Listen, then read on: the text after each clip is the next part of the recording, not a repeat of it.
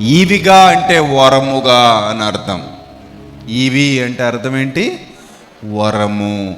దేవుని వాక్యం మానవుడికి దొరకడమే గొప్ప వరం. ఇది అర్థమైన వాడికి వరం. అర్థం కానోడికి ఏంటి చెప్పండి?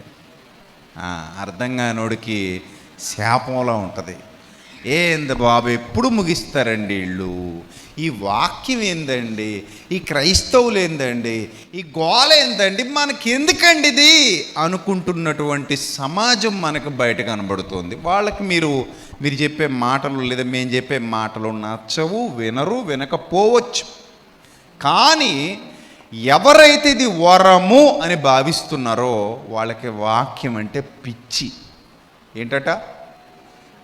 వాక్యం అంటే పిచ్చి. వాక్యం పిచ్చి పట్టిందనేవారు నన్ను కూడా చాలామంది గతంలో.